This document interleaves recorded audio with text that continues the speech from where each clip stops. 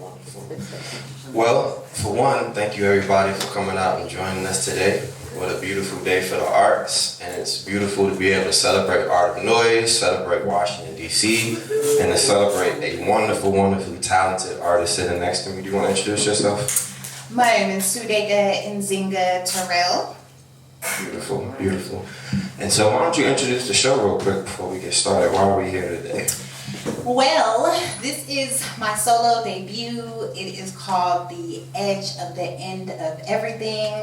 It is work that is mixed media and representative of like these casual moments that I think a lot of times we take for granted and don't even think about like all of the little beautiful things that are suddenly happening. But I also think there's this collective experience going on right now where we're in some kind of parallel shift, or it feels like we're just at the edge of the end of something, and like something new we are all kind of entering into and have been. I think that there's like this process that's been happening since I would actually say like March 2020, when everything like turned off, and then it just seemed like it turned back on real crazily in the summer of 2020, and I feel like we've been at like warp speed since then, and then like all of a sudden now, whatever we are reaching our destination.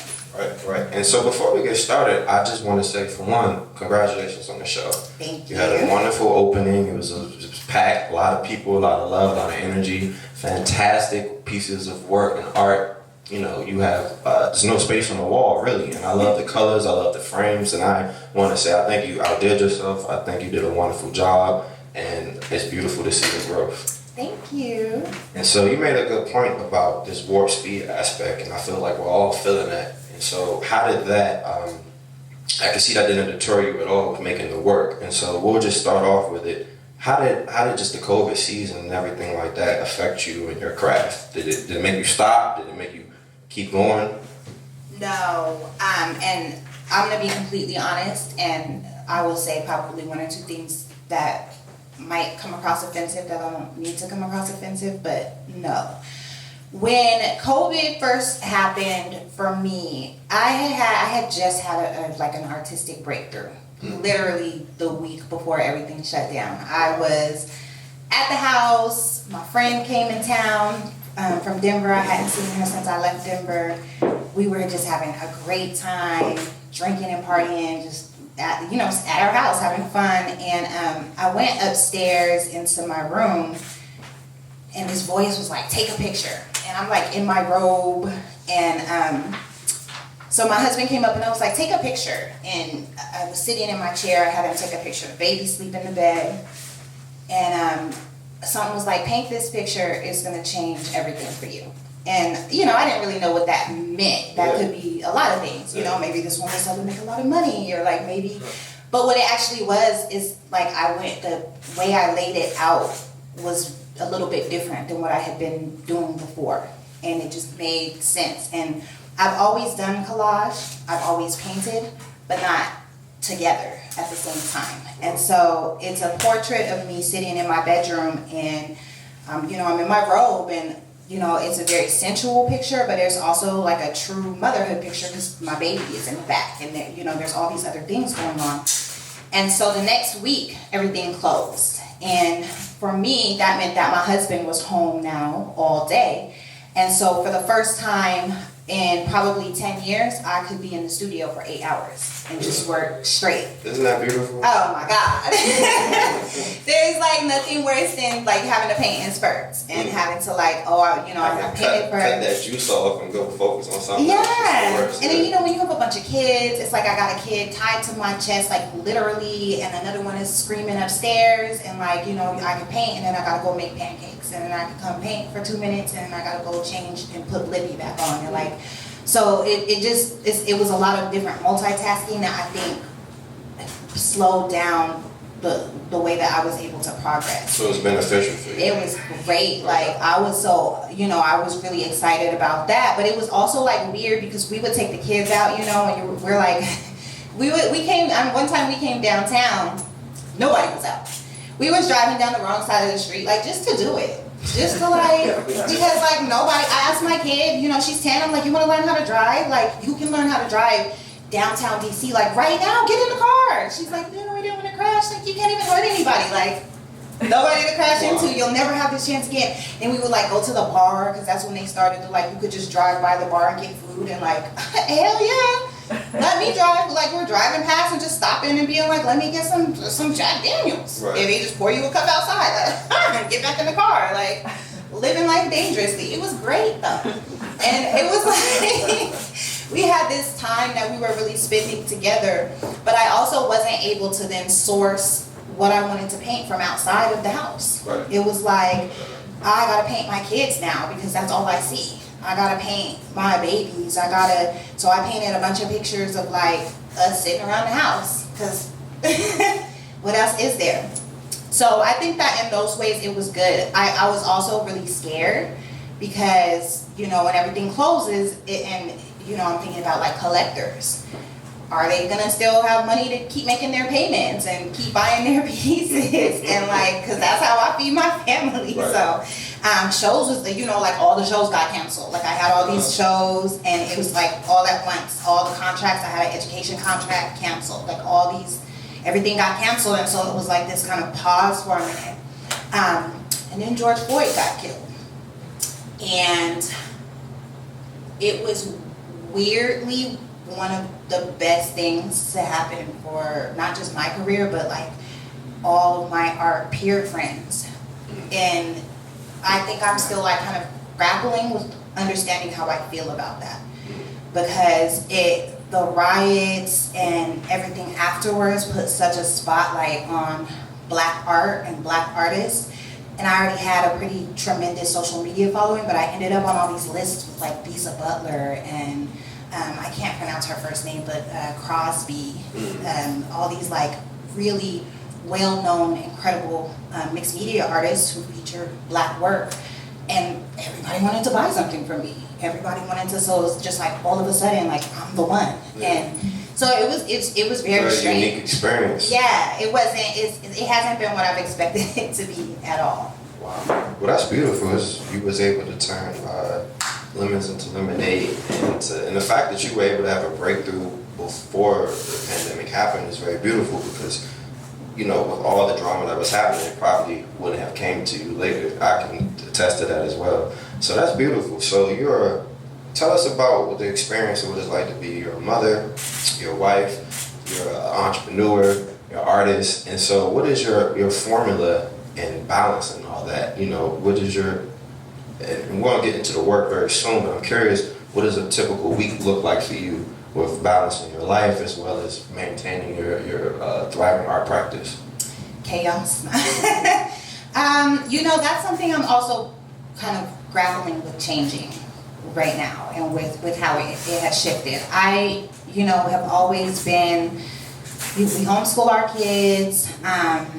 We're a very involved family. I've always been the type of wife and mother who, you know, I try to cook every night. We have dinner at the table every night. Like, we talk to each other. Those type of things have always been really important to me. And so I think that before I was really interested in how to plan my work or plan my career to be as inclusive of my children as possible, and as inclusive of my family as possible. But I think that they're tired of this now.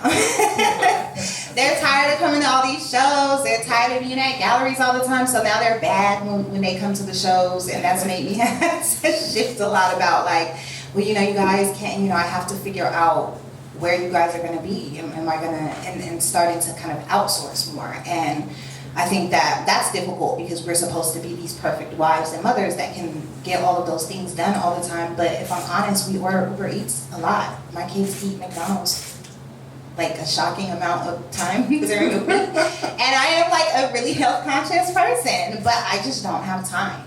And, you know, we were talking earlier, I had to get a nanny for several days of the week, because as things have shifted for us, it requires that I have actual office hours, and I have, you know, I think one thing that's a misconception with art is that when I talk to people and they ask like, well, what do you think made you successful? They think that like you just one day overnight everybody loves your work, and it's not. It's like I'm spending 8 to 10 hours on the computer sometimes, and sending out press releases and sending proposals out and tightening proposals, and you know, I'm applying for stuff, and if they tell me no, like I want to have a meeting and critique.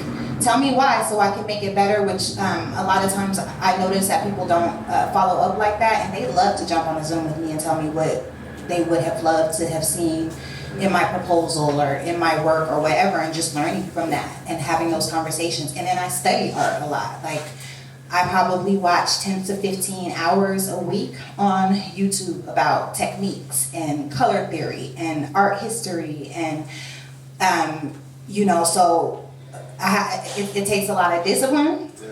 I don't get up at like I have to be up and out and about no later than 8 o'clock, and that's late. I just try to have a bedtime. I try to be in bed by 11:05. I set my phone now where it just cuts off. But you know, it takes a lot of discipline. Wow. Yeah, I totally understand that. Like I'm tired explaining it. I'm tired of talking about art. But so getting into the work, you're a mixed media artist. I'm a mixed media artist as well. And as a mixed media artist, I understand the ritualistic aspect between you and your materials, right? So can you tell us a little bit about your practice? Where do you source your materials? What are your favorite things to use? I see you got these phenomenal frames that are just so beautiful and enhancing the work. And I remember you were excited about that when you first got the wood to cut it. So just tell us about the practice of, you know, how do you make this stuff? Yeah, I got a new saw because my husband was acting up, and I told him to get me a saw, and I'll stop complaining. And he bought me a saw. So I got a new table saw. I be a circular saw, like, you go on my Instagram. I don't know if you saw my Instagram video. I saw it. You were I was out excited. there with my saw, like, yeah. So I am really discovering how all of the things that I have ever done in art are able to come together right now, which is like a really beautiful thing. I use a lot of paper, and so originally I was an oil painter, and then I moved to DC and switched to acrylic. I've always had a fascination with portraiture. I felt originally that if I could paint photorealism, that would be my sign that you can now do whatever you want. And so a few years ago, I was painting people's pictures basically for like their kids' birthdays, miserable work. But I was doing really good, and I was like, okay, so I understand this, now I'm gonna do what I wanna do. So I was just painting at that time just with the acrylic. And then I really started getting into decorative paper. There was a store in Brooklyn that just had all this like random art stuff, and they had all this like cool paper scraps. And so I started getting paper scraps, and I was doing shigiri, which is like torn collage portraits of women. So kind of like this one in the corner here is shigiri, it's torn collage. And so I was doing a lot of portraits like that, and then looking for like more paper and more designs to add to that. Then I had a young lady who was constantly contacting me on Instagram asking me about advice for collage work, and she tried to redo one of my pieces. Like literally went to the art store and like tried to find the exact paper to like recreate it, and she sent me a picture of it, and she was really excited. I was horrified, like, and she didn't. It was an okay conversation, and we're still cool, because she just didn't really understand that, like, you don't do that. But for me, instead of being, like, super offended, it was a challenge to me of, like, okay, as artists, it's just like when you have paint. We all have access to the same paint. We all have access to the same paper. And so how do I use it in a way that if my piece is hanging next to her piece or next to a Patrick Doherty's piece, he uses the same paper. How does somebody differentiate? And so that got me into dyeing paper. So I learned paper marbling, And then I started to learn about like textile dyeing. And then so I had these like cool marble papers, but I wanted more design aesthetic to them. So I learned how to do liner cut carvings. And I had known how to do them before, but I wasn't really into them. But then I started doing those, so then I was like dyeing the paper and stamping the paper, and like, so now I have my own paper design. So some of these pieces have paper that is dyed, that is stamped, so it has these like one-of-a-kind elements to it. Then I started scanning them, so I print my papers out now, and like I have all these different elements going on. I get gifted African fabric from everybody. Like, people just randomly will hit me up and be like, hey, I've got this bag of fabric, do you want it? I'm like, sure. It ain't cheap either. Oh no, and like, and when it's authentic, like I have a friend who lives in Ghana and she just mails me fabric, and like, so I'm like, okay, I've got like all this cool fabric, and so then I'm starting to think I'm really into fashion, and so like I'm arranging their clothing and arranging how they look and using these different fabrics, but I'm also really interested in the textures, and so a lot of times like people, they'll like I'll do pieces that are in all paper, and people will be like, no, it's fabric, and I'm like, this is paper. No, it's fabric. And so like experimenting with what mediums I'm using on the paper, on the fabric, and then what I can do with them afterwards, and how people can't tell which is which. I love that. I found out you could sew into the paper, so I'm like, running it through my sewing machine, and so there's a lot that is going on in the assemblage of each piece. I think that for me, I see moments and I'm like, I have to create that. So like, for example, the little girls, those are a childhood friend. Those are her daughters. And there's a picture that she put up on Facebook, and just like the interaction between them, I just was like, that has to be communicated. It has to be experienced by other people. It has to be felt. And just like, so everything is really about like capturing those precious moments and assembling those moments. Wow. Thanks for enlightening me on that. It brings me closer to the work, and congratulations on reaching this point in your practice to really have that relationship with your materials and, knowing exactly what you want. I know that's a real milestone in people's careers and everything like that. And so getting into this show, which I'm just really enjoying so much now that you've brought me a little bit closer to your world, tell us about this show. What was the thoughts behind the show? What are your favorite pieces in the show? I know my favorite piece is the one right over there with the two figures laying down. And LeVar Burton. Yeah, it's gorgeous. And all your pieces have a bit of a cinematic quality of it. It looks like just scenes in a day of life, but as if that the camera is really curated and the camera's like right up on your figures. So tell us about this show. So all of the figures in this show are experiences, encounters, or people who I have engaged with in the last probably 6 months. And so, like, excuse me, this nude brother here, he posted this picture in a plant group, and it was like a mix. So he posted it in a couple of plant groups, and in the black plant group, all the love in the world. Plants without pants, all the love in the world. But I'm in a lot of weird plant groups. But there was another group that he put it in that was more of like a mixed demographic, and people had a really interesting reaction to it. And what I loved about it is that I was just like, we don't see black men portrayed this way often, where he's just like, he is out of the country in the jungle at an outdoor shower, just like relaxing with his natural hair. There's no guns, police, or any of that involved. It's just a like really peaceful moment. So I asked him for permission to paint the picture. And so, a lot of the pieces have those type of stories or those type of backgrounds. A lot of pieces feature my children. So my youngest daughter is in this one, and she's with our dog. And this the girl and her dog. And I was excited about the girl and her dog because I went to see the James Van Der Zee exhibition, and he had a photo that was a girl and her dog, and I was like, I'm on. Like, it was one of those like moments you feel in sync. These two are my oldest daughter, and thinking, and both of them are really about experiences that she had this summer. Like, we went to, I asked her what she wanted for her birthday. She said she wanted to go to New York. And I was like, okay. So we took her to New York. We took the family to New York for her birthday, and they took their skateboards and scooters and stuff and just had a really amazing time. Like, we went to Washington Square Park, and she was out there. She's not really a great skateboarder, because I don't know how to like teach her how to do it, so she knows like the basics.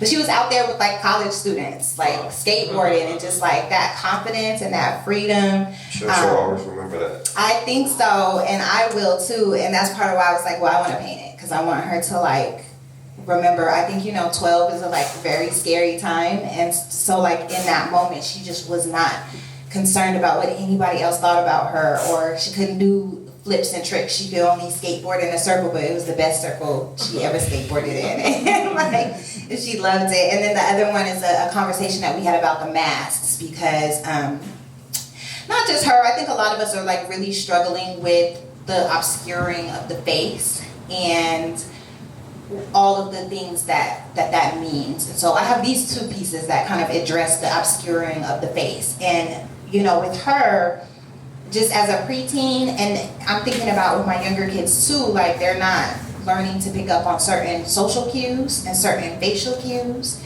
because like majority of, especially my little ones' lives, everybody's face is covered. And so she and I had an experience once where my dad had surgery, so I went back to Denver, and she was 2 when I left Denver, so she doesn't remember Denver. She doesn't have any understanding of like her whole experience has been in DC and in this area around Black people. So we're in Denver, and we're walking around. We go to Target and we go in a restaurant, and she realizes like this is the first time she's ever been in a room where we're the only Black people in the room, and it's a little bit unnerving. And then we're walking through like Target, and everybody's stopping, and so she was like, why is everybody stopping to talk to you? Or why is everybody, all the Black people giving you a nod?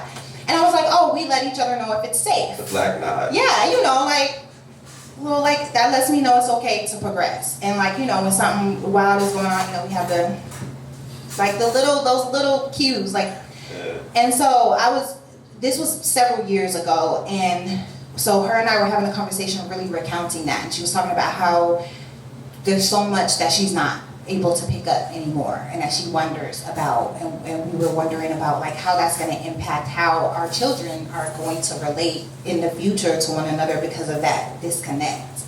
And just even the safety element, like it's nothing worse than being at a gas station on Benning Road and somebody come in with weird energy and their whole face covered, and you're like, what is about to go on? Like, so just exploring all of those things. So each of the pieces is really like kind of a reflection of just like what we're all kind of experiencing and what we're going through, and how we are creating our safe spaces and our safe moments. I have date night, because I haven't had a date night in forever, because nobody babysits during the Rona. And kids are disgusting. I don't blame them. My kids is like licking the cart and rolling on the floor at Costco. You can get the Rona from anywhere, to be from one of them eating boogers and whatnot. So it's a piece just about like wishing to have that time, to have those moments to reconnect. The piece with the pregnant couple, please don't bring me pregnant energy. But just that thinking about, I'm really tired, and a lot is going on right now, and it feels kind of similar to like when you're about to have your first child, and that's like the last time you sleep. And like, because once you have that baby, it's like full steam ahead, and then it's literally about 3 to 4 years before you ever sleep again. And I don't know, I probably haven't, like I have not slept in years through like the whole night. And so thinking about that, and how kind of that's reflective of like this time travel situation that we're in, that it feels like we're in right now. And then my favorite two are the corner and LeVar Burton. And I like the corner because I have a corner like that in my house. I'm really obsessed with collecting books. I'm really obsessed with plants, and so I like to build little areas in our interior design, and I'm really into like Afro Bohemian decor and how that comes across in our portraiture and in our scenic work. And so even with like LeVar Burton, is so much going on, and everything has a textural quality to it, because I think that's one thing that we do in our homes is like we fill our homes up with things that are so many colors and so many textures, and we arrange them. I think that's something that's really very cultural for us. It's like how we arrange our spaces. I love going to Black people's houses. It's curation. Yes, very much, and we take it very seriously. And when I was first thinking Can't about be tacky. Oh no. Don't be tacky. Oh no. And then I was really thinking too about how I know growing up, I would say majority of us had a room in the house we weren't allowed to go in. Like that's like a huge cultural thing. It's like our parents or go to your grandparents' house and they got all the furniture is covered in plastic. All white, so don't touch it. All white. Why do we do this? And then all these like crazy statues and like I mean, and only us, like I go to like my elder friends' houses and they have walls full of masks and combs and statues, and just it looks like you were going into the African shop whenever you go to their houses, and we all play music and we all have our incense. It's just a vibe, it's an experience. And so I really wanted to like invite other people to experience what that is for us. No, I can see a connection of it too, and it's cool. Sometimes we take those nuances in our culture for granted, but they're so very beautiful. So we had the opportunity of speaking earlier in the week, and you got to just tell me a little bit of yourself. So I want you to share the story of how you got into the arts and how you came to DC. Wait, which one did I tell you? Because I will talk your ear off. Yo, I know. I want you to share with us your transition of when you knew you wanted to be an artist, and then your relationship with DC that you've always had. Okay, so I always start out by telling people that I was the kid getting in trouble in second grade. I was selling the kids earrings. And every day they would line up in the morning, and I had cut out all these little cardboard shapes the night before, and whatever outfit they had on, I would color the cardboard to match. And they would stick the little post through, and I was getting them for all the money. And then the parents was complaining because the kids was not eating lunch because they were giving me their lunch money. But I was like racking it up. I have always been able to sell some stuff. Like folks, I don't know what it is. I'm like, I got an idea, you're gonna buy something from me. And people are like, here you go, which is a blessing. But I also was the Black genius in the family. And so, like you could be a basketball player or you can be the Black genius. And so my parents put a lot into my education for me to become an attorney and go to an Ivy League school. I did not tell you, oh my God, my dad, so I got into Harvard, my dad was pissed. I was like, I'm gonna go to Hampton instead. I am tired of dealing with white people. And he was like, he told me this is like so anti-Black, but he didn't even mean it like this. But he was like, you hang out with the janitors, I don't care. But you go into an Ivy League school. Hang out with the janitors. Oh my God. I was like, Dad, like that only pushed me to go to an HBCU more. Like who says something like that? Like, Never heard that before. You can be friends with Black people later. Like what? He was right. Like in the long scheme of things, like you don't get into everybody don't get into Harvard, and like I didn't really understand. I was 16, 17. I was 17 when I graduated, so I didn't really understand like exactly the weight of that. To me, it wasn't that big of a deal because at that time, especially, they were recruiting. All the schools just wanted more Black kids to come. They had their little diversity thing, so they was like flying us out to all these different universities and stuff, and so it just didn't seem like that big of a deal to me. But yeah, he was pissed, and he was like, "You want me to get you some Popeyes biscuits to celebrate this?" I was so mad, but he was right. I got to Hampton, and I did not like it for all the reasons he told me I wasn't gonna like it. Anyway, so I'm on this like fast track to be a journalist. And I have this job at a newspaper, and I hate it. It's draining.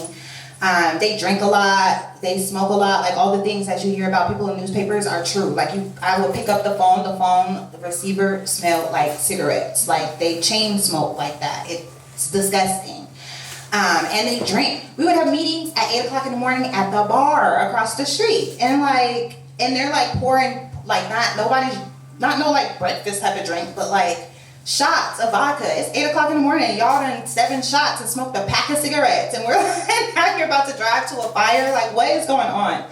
It was just too much, and I was drawing secretly on the side, and I thought I want to have a Black Arts Festival.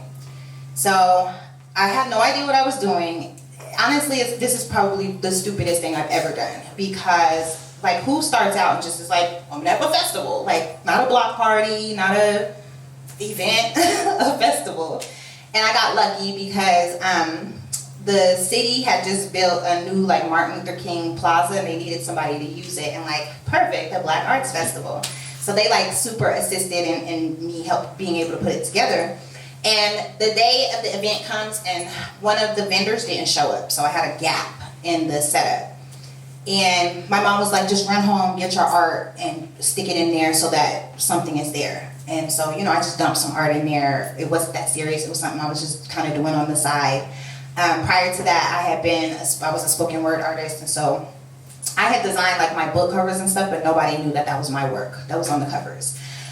So people were like, oh, you know, I like your work. And I ended up joining this collective, the Sankofa Art Collective, and they would do they would critique your work and let some people in. And so they critiqued my work, and she was like, this is not very good at all, actually. But she was like, I see that you have potential to be good. And so they let me in and would not let me show at any of their shows. But I just sat at their feet and like listened and learned. And then they supported me. Like the next year when I had my festival, the whole collective came and all of them set up. It's a power of mentorship though. Man, and just being quiet. I think that's like one of the biggest lessons that I've learned in my life consistently is like, when you get around certain people, just be quiet. And like, and especially, you know, like when I left Denver, I went to Atlanta. And that was there was a brother who he had a gallery space next to the gallery I was working out of, and I told him, you know, I want you to mentor me. He was like, I'm mentoring somebody else, and you know, I was just like, okay, well, so I just started going to getting him lunch every day, and just come sit in the studio. You need some oranges? I'll go get you some oranges. You need a sandwich? I'll go get you a sandwich. Play the game, yeah. Man, and so then finally he came to look at my work, and he was like, it's very primitive, but you don't know anything about color. And if you don't know anything about color, you're not going to be able to like progress. And for me, because I'm self-taught, I had never heard that you had to like know something about color. Like, blue is blue. And I was approaching things like, oh, I want this to be blue, and because I like blue, and whatever color, you know, it doesn't matter. And so he set me on this journey to learn color theory. And so then I left there and I came here. And I did not intend at that time to be in DC, but I had been saying my whole life that I was going to be in DC. And like, I had always been talking about like, I'm going to be a famous artist in DC, and people would just be like, you're mentally ill, that sounds weird, like, get a job and get your life together. And then I ended up here, and here we are.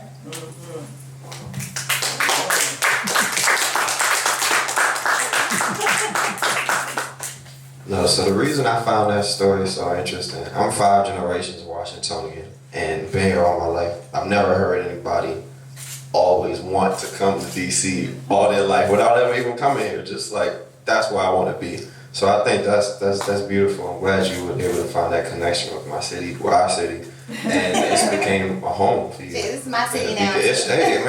We at your show. It's your day. It's your city. I get to be like honorary sometimes. Of course. You know, I know a couple of y'all slang words and whatnot now. Give us a slang Oh word. no, y'all, you're not about to embarrass me and have everybody on the Instagram like, no ma'am. That's all good though. So as we conclude, just getting to know you a little bit better, I've had the privilege of talking to a few different artists, and it's always interesting to hear artist rituals. You know, there's studio rituals that get them in the mood to create their go-to things. It could be movies, it could be music, whatever have you. So what's your studio ritual? What's the thing that you do to get you in the zone? You know, maybe what's your kind of music are you listening to?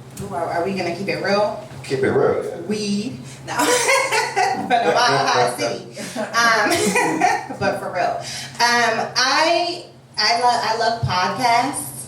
I love political podcasts. I listen to political podcasts probably all day. And I like a lot of viewpoints. I like to listen to I like the people that everybody says are racist. I love to listen to their viewpoints. Because a lot of times they're not. It's just like this understanding of like who gets to say certain things. Like does Steven Crowder, for example, have the right to critique black culture? And if he's right, is it racist if he's right? Or I love like Candace Owens. I don't agree with her very often, but she's just a very... I do like her. She's so gorgeous. Are you crazy? And oh my gosh, she's crazy. But she's beautiful and she's like really enigmatic. It's very entertaining and that interests me. Like how can somebody be so ridiculous sometimes and so entertaining and so but I like the opposing viewpoints. I like the Angela Stanton Kings and I like when we was listening to Jason Whitlock on the way here, he be having me cracking up. And he's got a sister on there on his show, Shamika. I love her. And same things with like a Kevin Samuels. So entertaining. And I love, I don't always agree with him. And I think that it's kind of funny sometimes. But the setup, like the way his show comes on with the music and then the vibe that he creates, his suit and like wherever he's set up, it has a little look to it that I really like. Tasha K, I love like just the way watching her like presentation progress. And Star Report is probably like my favorite thing to listen to because he's just like shocking and hilarious, and the people call in to troll and just be wild, and it makes me laugh. But it's nice to have things to listen to because I also get a lot of information. And so, you know, they might suggest a book or something that they're reading, and I'll get the audiobook and put that on. They might talk about a documentary they watched, and I'll find that documentary and put that on. So I'm like getting all of these different viewpoints and the sources for these different viewpoints. And I like the challenge of, I feel like we're in an era right now where if you disagree with somebody, like I don't like that cancel culture type of vibe. Like I like to disagree with people. I like to hear why you might feel differently about something. I like to respect that we might have the exact same information and have two different conclusions or two different ways that we go about getting to the same goal. And really that's all I ask for is like, if we have a similar goal, then I'm down to hear what you got to say, whether I agree with it or not. So, you know, I like that. It keeps my brain moving, I think, especially like as I'm working. And then, you know, too, because a lot of my following was built independently online, I also have to like engage with the algorithm, which is annoying. But those things help me be able to like basically, sorry y'all that are on my Facebook, but I have to troll y'all on my Facebook and like say things to make people come and argue because that's how the algorithm is set up. You have to feed chaos into it, and then it will bring you people. And so like being really caught up on the current events, I can come out and kind of harass or like poke the bear a little bit, and then I turn off my Facebook and let everybody else argue, and then I post my picture. Like, oh yeah, I just finished this.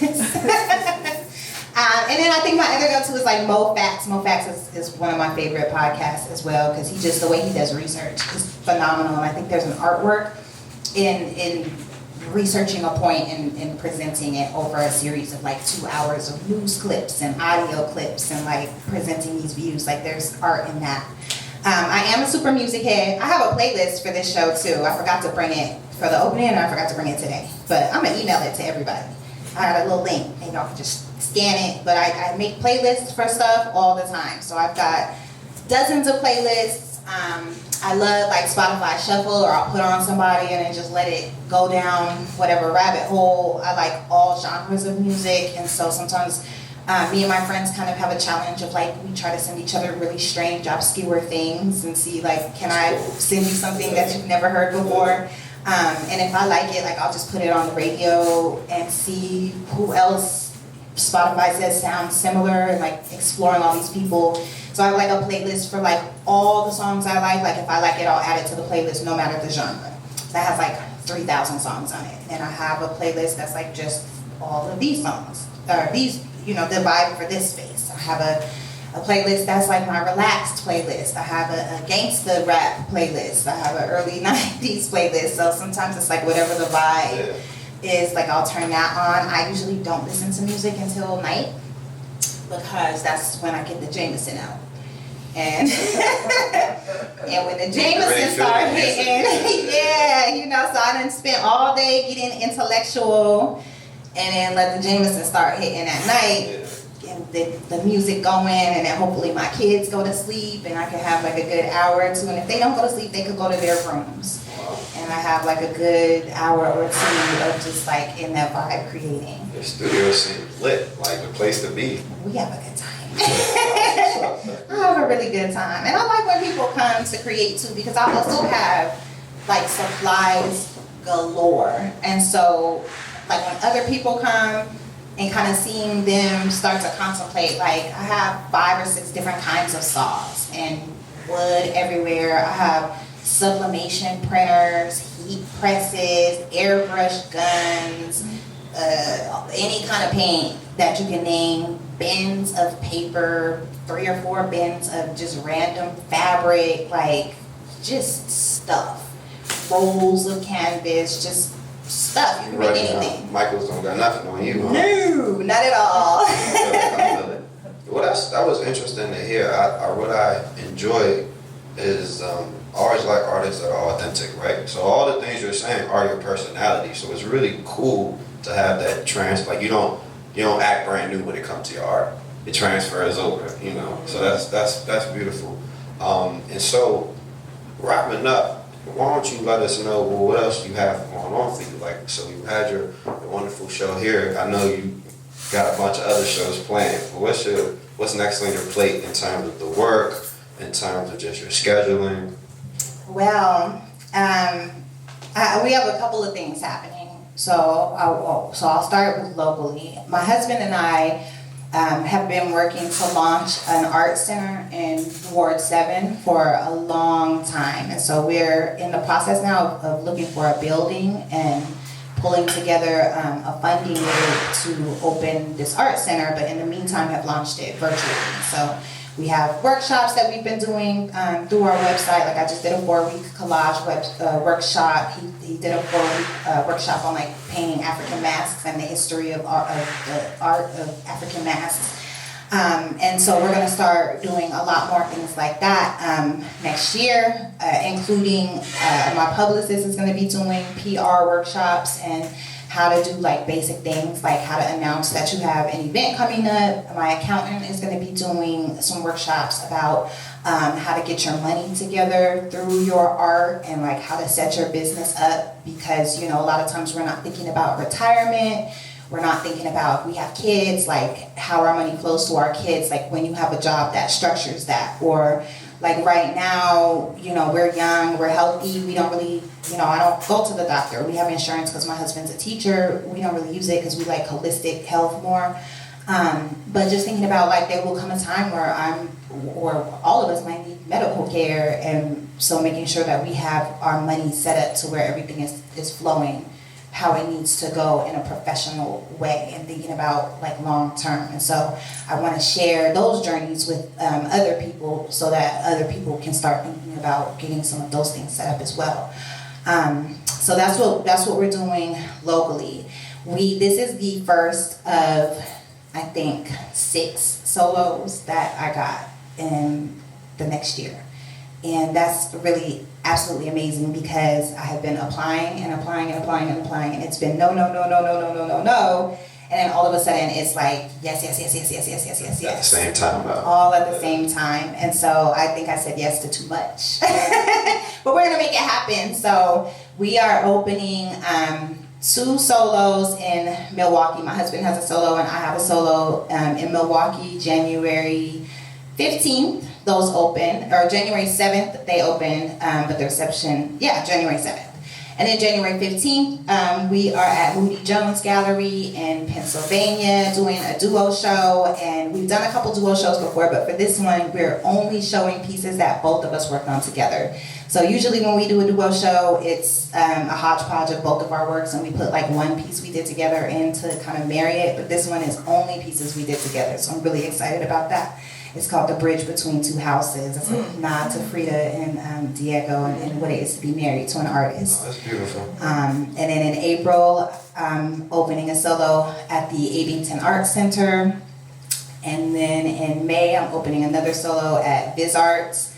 And Viz Arts will feature a solo called The Many Rooms, which is the pieces I worked on from 2020 forward. So the piece I talked about earlier, that was really the change, is one of the pieces in there. And some of the work, if you guys follow me and you see, I have a lot of work of just people sitting in the houses in different rooms. And so I'm excited about that because it has a music project that is happening alongside it with one of my favorite producers from Denver, because I wanted to give it a sound that like sounded like me and sounded like where my people from.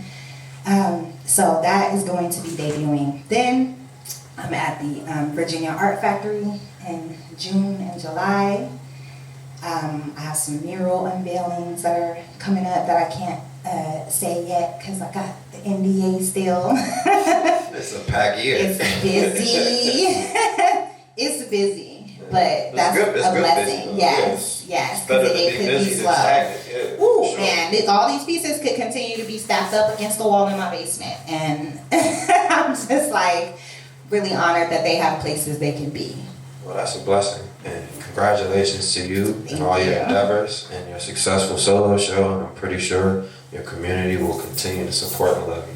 Thank you. And thank you to everybody who has come and purchased. And, you know, I know I am giving it my political spiel all the time, that when we have personal success, it's important that we connect to others and we share our successes. And so, you know, when you're buying art for this event and the next two that we're opening up are Black-owned galleries. And that was important to us. I wanted my debut to be at a Black gallery. Because all of these pieces that sold puts money back into this space, and this space has to be here. We need these spaces to be here, and it is our responsibility to uphold them and to keep them, and I think that's one thing culturally that we need to be a little bit more solid about. I couldn't have said it better myself. Well, I want to thank everybody for coming out on this another lovely artist talk at Art of Noize in Washington, D.C. I'm Jabari Jefferson, and I look forward to having many more programs here. And thank you.